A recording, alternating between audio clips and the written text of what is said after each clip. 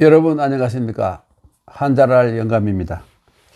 오늘은요 여기에 쓰여 있는 기봉유예, 기봉유예 아주 처음 들어보는 그러한 단어 같죠.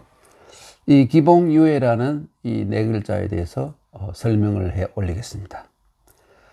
이 네 글자를 쓴 현판이 지금 서울 그 연희동에 있는 한성화교중학교 경내에 걸려 있습니다. 1882년, 그러니까 고종 19년이죠. 이모군란을 이 무력으로 진압하고 대원군을 청나라로 납치해간 이 청나라 장수 이 오장경이라고 했어요. 긴 장자에다가 경사경자, 오장경이라는 장수가 있었습니다. 이 사람을 기념하는 사당이 바로 거기에 있는데 그 현판 글씨가 바로 기봉유의 네 글자입니다. 오장경의 부관이 바로 이 삼국지에 나오는 원소처럼 아주 어설픈 이 꺼숑이라 그래요. 이 개구자에다가 영웅웅자를 쓰면 영웅이 아니라 가짜 영웅을 꺼숑이라는 구웅, 꺼숑. 바로 그 이 원세계죠. 여러분 많이 들어보셨죠? 우리나라 역사에 많은 좋지 않은 영향을 끼쳤던 개, 원세계, 원세계, 꺼숑, 구웅, 영웅의 반대말입니다. 이 원세계가 바로 오장경의 부관이었습니다, 여러분. 이 기봉유의 네 글자는 뒷날 중화민국의 장개석 총통이 이 글씨를 썼습니다. 그러니까 우리나라 땅에 세워진 중국 장수의 사당이 제가 알기로는 이 두 개가 있는데 하나는 바로 이 오장경의 사당이고 또 하나는 그 임진왜란 당시에 이 명나라 장수들이 이 돈을 모아서 지었다는 관우의 사당이 있습니다. 삼국지에 나오는 관운장의 사당이 있습니다. 이 관운장의 사당이 전국에 몇 개가 있었는데 그 가운데 대표적인 것이 서울 지하철 1호선과 6호선이 지나가는 동묘역 가까이에 있는 이 동관왕묘, 그러니까 동묘라 그러죠. 이 동에다가 이 묘자, 동묘가 대표적인 것이라고 하겠습니다. 왜 이것을 기봉유예라는 참 낯선 글자를 여러분에게 소개를 하느냐 하면 최근에 어느 메이저 신문 아주 대기자님이 이 기봉유예 현판을 소개하면서 어떻게 해석을 했냐면 임무는 다 했지만 사랑은 남았다. 사랑은 남았다는 말을 좀 되는 것 같은데 이 기봉을 임무는 다 했다. 이렇게 번역을 했습니다. 이분은 이 당대의 이 지식인 가운데 한 분인데 어떻게 해서 이런 좀 엉뚱한 풀이를 했는지 참 모르겠어요. 사람은 뭐 간혹 실수를 하죠. 그런데 그 신문에 이른바 독자가 이 100만 명이 해당된다는데 이 글을 읽은 독자들이 이 글귀를 그러니까 임무는 다 했지만 사랑은 남았다라고 이런 식으로 알까봐 걱정이 되어서 제가 이것을 좀 이 기회에 바로잡으려고 합니다만은 이것은 이 남의 잘못을 지적하려는 것이라기보다는 이 교정한다고 생각해 주시면 고맙겠습니다. 기자부터 하겠습니다. 이 기자는 바로 이 기자조선의 이 기자를 말합니다. 기자를 말하는 거예요.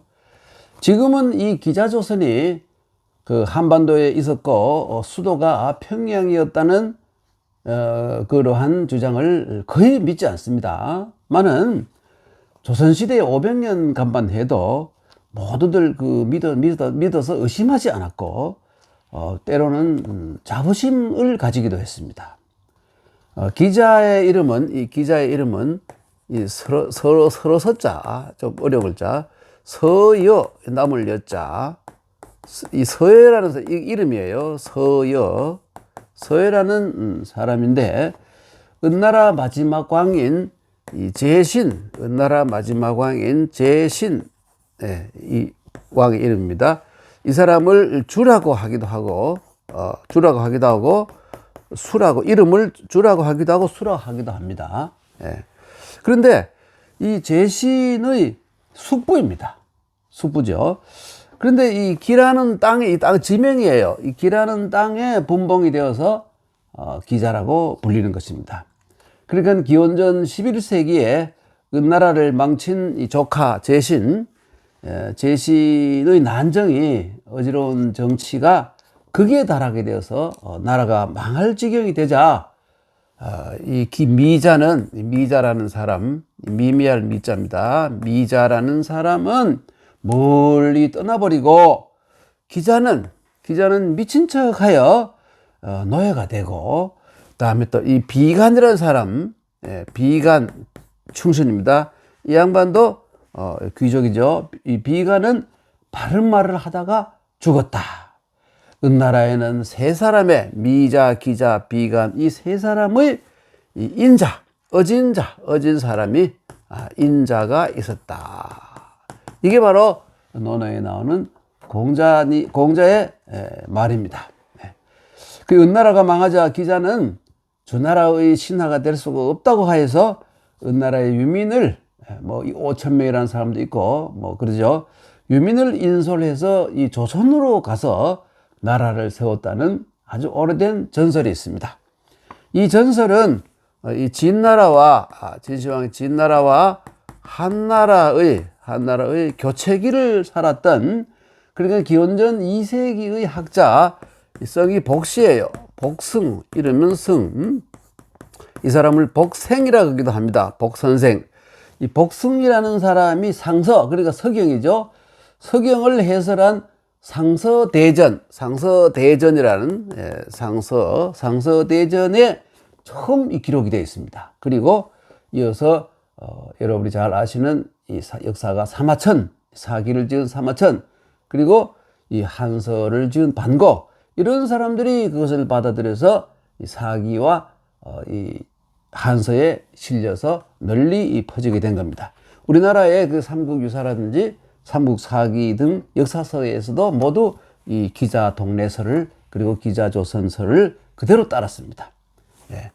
그리고 이 기자는 그런 뜻이고, 이 봉자는 뭐냐면, 분봉이죠. 분봉하다.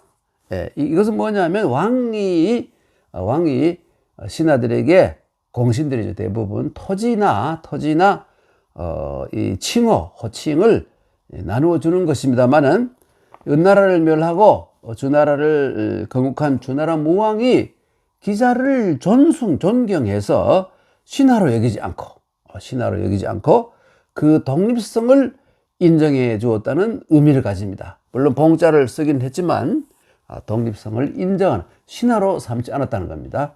다른 지역은 전부 신하들이죠. 그런데 조선의 기자만은 신하로 여기지 않고 대등한 관계로 인정해 주었다는 것입니다. 그리고 이 유자는 이 귀할 귀자에다가 시험시험 착자죠. 이 글자와 같은 글자죠. 거를 착자. 그래 이 유자는 바로 여러분 유산, 유물, 유언 이럴 때 쓰는 것처럼 끼치다, 전하다. 그러니까 유자는 후세에 무엇을 전하다, 이런 의미로 쓰인 글자입니다. 그리고 이 애자는 워낙 유명한 글자에서 다 아시겠습니다는, 애자는 바로 사랑인데, 그 유애라고 할 때, 여기 이 기봉 이 유애할 때 이 유애라고 할 때의 애는 이 애자는 은혜 해자와 마찬가지입니다. 은혜 해자와 마찬가지입니다. 은혜라든지 혜택 이런 말이죠. 그러니까 유해를 사랑을 남기다 이렇게 해도 틀리진 않지만 은혜를 남겼다라고 보는 것이 좀 더 부드럽다고 보겠습니다. 그 기봉 유예, 예, 아까 그 기자 있죠? 예, 기봉 유예. 이 네 글자를 그 오장경의 현판에 오장경을 그 신의를 모신 이 사당의 이 현판에 쓴 것을 보면 오장경이라는 사람이 기자조선이기도 했던 바로 조선의 은택을 남겼다는 그 의미가 되는 것입니다. 그러니까 아까 말씀드렸던 그 임무는 다 했지만 사랑을 남겼다는 좀 이상한 해석이죠. 알고 보면 이 무력으로 남의 나라의 내정을 간섭해서 이 우리나라의 그 조선의 그 군인들을 살상하고 이 대원군을 중국으로 이 납치해간 오장경의 행위를 이렇게 표현한 기봉유예라고 표현한 장개석의 그 이 사고방식도 좀 문제가 있겠습니다만은 우리나라 사람들도 오랫동안 이렇게 그 이해했던 것도 역사적 사실이기도 합니다. 이 기봉이라는 말은 장개석 총통에 앞서서 조선시대의 이런저런 그 문헌에도 이것이 자주 등장합니다. 그런데 그 중에서도 제일 유명한 것이 바로 그 한말, 조선말에 풍운의 그 풍운하였던 명남 최익현 알죠? 명남 최익현 선생이 흑산도에 귀양 갔을 때 바위돌에다가 이렇게 썼어요. 예, 기봉강산 그리고 그 다음에 홍무 1월 이 8글자를 바위돌에 크게 새겨 놓았는데 저도 언젠가 한번 가서 본 적이 있습니다. 지금도 있습니다.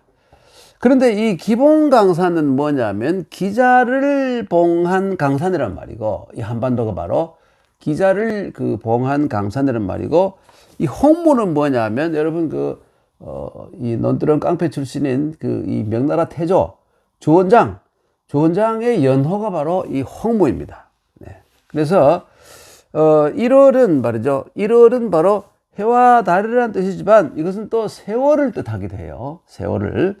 그런데 이 두 글자를 합치면 이게 뭡니까? 이 명나라 할 때 명자가 되는 겁니다, 여러분. 그러니까 기자조선이었던 이 우리나라가 기자와 주원장의 이 명나라를 받들어야 된다. 기자와 그 주원장이 건국한 명나라를 받들어야 된다 하는 이러한 의미를 담은 것입니다. 그러니까 중국을 잘 섬겨야 된다는 말과 뭐 다를 게 아무것도 없습니다. 예.